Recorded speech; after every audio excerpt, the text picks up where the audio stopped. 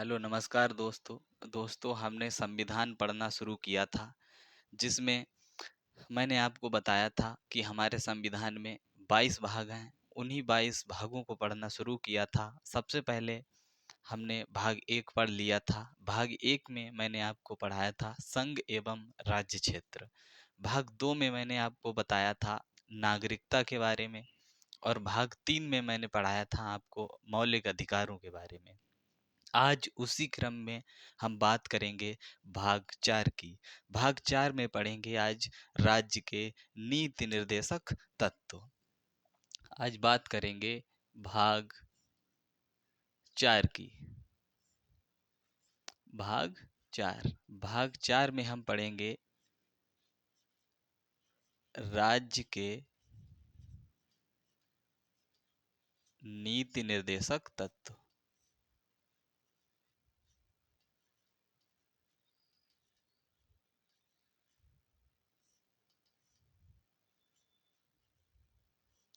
राज्य के नीति निर्देशक तत्व। भाग चार में बात करेंगे अनुच्छेद 36 से 51 तक के अनुच्छेदों को भाग चार में पढ़ेंगे। दोस्तों, राज्य के नीति निर्देशक तत्वों को आयरलैंड के संविधान से लिया गया है। कहाँ से लिया गया है? आयरलैंड के संविधान से। दोस्तों, हमारे संविधान में राज्य के नीति निर्देशक तत्वों को आयरलैंड के संविधान से लिया गया है। दोस्तों, हम सब जानते हैं कि ये अधिकार राज्य से संबंधित अधिकार होते हैं। दोस्तों, इन अधिकारों को जो राज्य अपना लेता है, वह राज्य एक कल्याणकारी राज्य बन जाता है। इसलिए दोस्तों, ये जो अधिकार हैं, इन अधिकारों का उद्देश्य है एक राज्य का निर्माण करना। इसका उद्देश्य है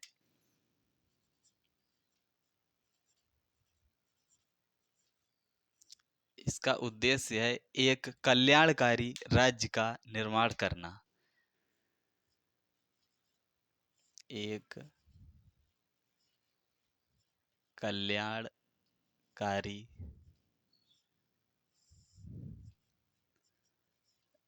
राज्य का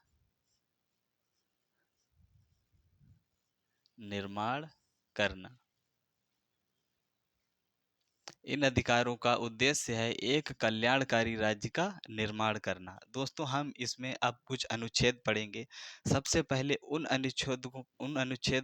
अनुच्छेदों को पढ़ेंगे जो राज्य के नीति निर्देशक तत्व तो हैं, लेकिन उनके लिए भाग चार में शामिल नहीं किया गया है। तो सबसे पहला अनुच्छेद है अनुच्छेद 335। अनुच्छेद 335। यह अनुच्छेद एक नीति निर्देशक तत्व है, लेकिन इसके लिए भाग चार में शामिल नहीं किया गया है। अनुच्छेद 335 में कहा गया है कि पदों पर एससी एसटी को आरक्षण। पदों पर एससी और एसटी को आरक्षण।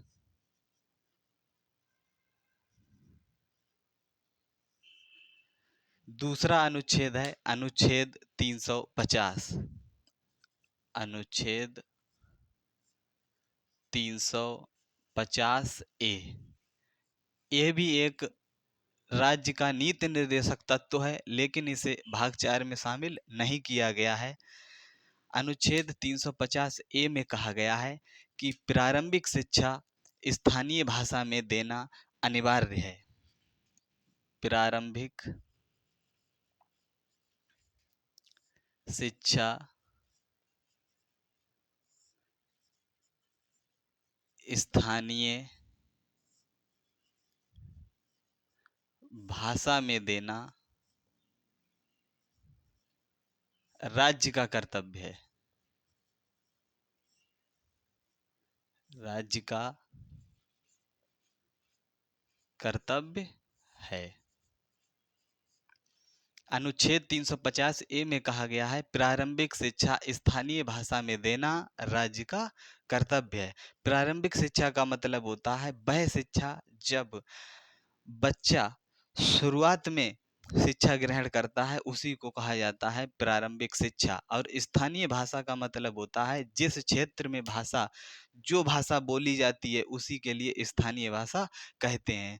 स्थानीय भाषा में सबसे पहले प्रारंभिक शिक्षा देना राज्य का कर्तव्य है। अब हम बात करेंगे अनुच्छेद 351 की। अनुच्छेद 351 यह भी एक राज्य का नीति निर्देशक तत्व है, लेकिन इसके लिए भाग 4 में शामिल नहीं किया गया है। अनुच्छेद 351 में कहा गया है हिंदी भाषा का विकास करना भी राज्य का कर्तव्य है। हिंदी भाषा का विकास करना राज्य का कर्तव्य है। अनुच्छेद 351 में कहा गया है हिंदी भाषा का विकास करना राज्य का कर्तव्य है। दोस्तों ये 3 अनुच्छेद हैं, अनुच्छेद 335 और अनुच्छेद 350 ए और अनुच्छेद 351। यह 3 अनुच्छेद राज्य के नीति निर्देशक तत्व हैं, लेकिन इन तीनों अनुच्छेदों के लिए भाग 4 में शामिल नहीं किया गया है, क्योंकि ये राज्य के नीति निर्देशक तत्व हैं, इसलिए यहाँ पर मैंने आपके लिए इनके बारे में बताया है। अब बात करेंगे अनुच्छेद 36 से लेकर अनुच्छेद 51 तक। तो सबसे पहले पढ़ेंगे अनुच्छेद 36। अनुच्छेद 36 में बताया गया है राज्य के नीति निर्देशक तत्वों की परिभाषा के बारे में। अनुच्छेद 36 में कहा गया है राज्य के नीति निर्देशों की परिभाषा। राज्य के नीति निर्देशक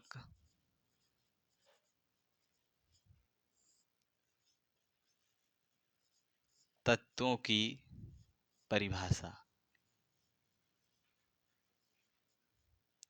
दोस्तों अनुच्छेद 36 में नीति निर्देशक तत्वों की परिभाषा के बारे में बताया गया है।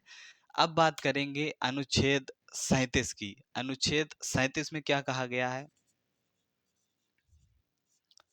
अनुच्छेद 37 अनुच्छेद 37 में कहा गया है कि संसद के पास ये अधिकार है कि वह राज्य के नीति निर्देशक तत्वों में संशोधन कर सकती है। तो हम लिखेंगे संसद के पास यह अधिकार है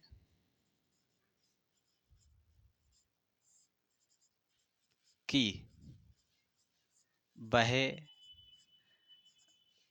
राज्य के नीति निर्देशक तत्वों में संशोधन कर सकती है। अनुच्छेद 37 में कहा गया है संसद के पास यह अधिकार है कि वह राज्य के नीति निर्देशक तत्वों में संशोधन कर सकती है। अब बात करेंगे अनुच्छेद 38 की।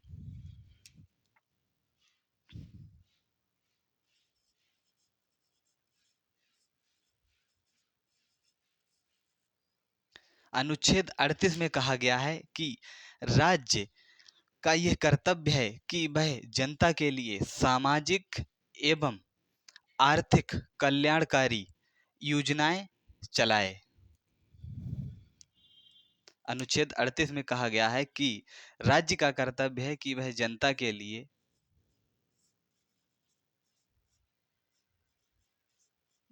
के लिए आर्थिक एवं सामाजिक कल्याणकारी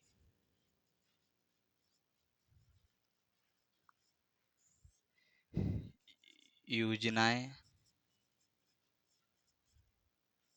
चलाए या बनाए। राज्य का कर्तव्य है कि वह आर्थिक एवं सामाजिक कल्याणकारी योजना चलाए।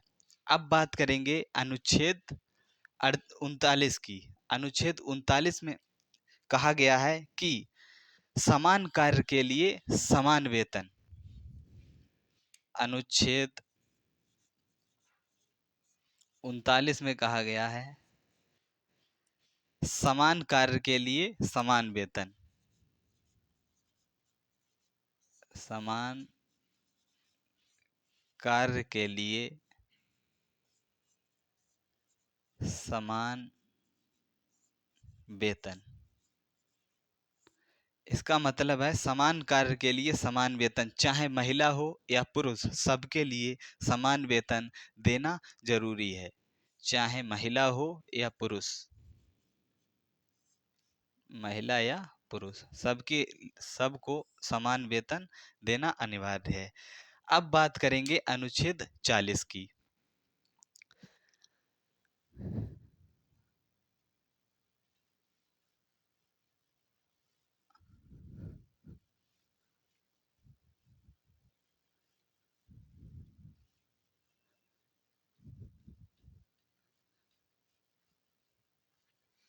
अब बात करेंगे अनुच्छेद 40 की।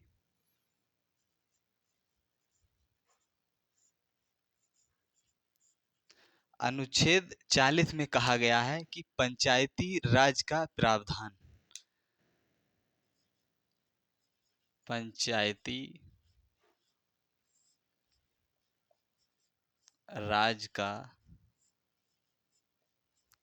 प्रावधान। दोस्तों, राज्य का कर्तव्य है कि वह पंचायती राज का प्रावधान कराए। अब बात करेंगे अनुच्छेद 41 की। अनुच्छेद 41 में क्या कहा गया है? अनुच्छेद 41, अनुच्छेद 41 में कहा गया है कार्य पाने का अधिकार। कार्य पाने का अधिकार। कार्य पाने का अधिकार का मतलब होता है कि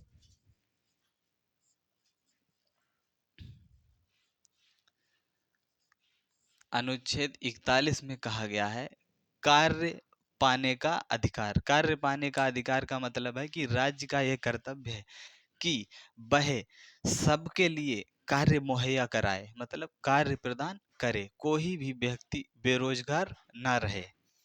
अब बात करेंगे अनुच्छेद 42 की।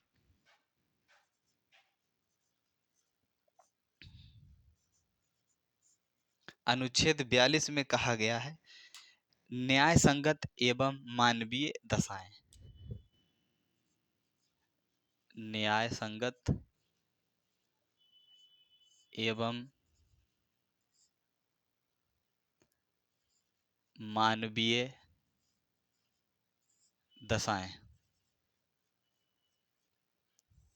न्याय संगत एवं मानवीय दशाओं का मतलब होता है कि राज्य का कर्तव्य है कि वह कार्य तो प्रदान करे, लेकिन उसके लिए न्याय संगत एवं मानवीय दशाओं का मतलब है कि उसके लिए ऐसा काम प्रदान करे जिससे उस वह स्वस्थ एवं सुखी रहे, सुखी होकर वह काम करे। उसी को कहते हैं न्याय संगत एवं मानवीय दशाएं। अब बात करेंगे अनुच्छेद 43 की।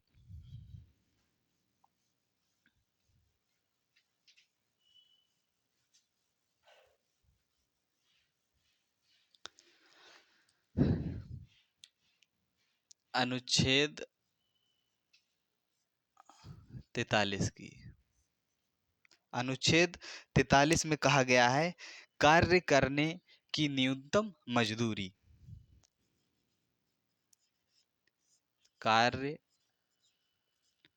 करने की न्यूनतम मजदूरी प्रदान करना। इसका मतलब है कि राज्य का यह कर्तव्य है कि कोई भी व्यक्ति अगर कार्य करता है तो उसके लिए उस कार्य की मजदूरी मिलना जरूरी है। अब बात करेंगे अनुच्छेद 44 की।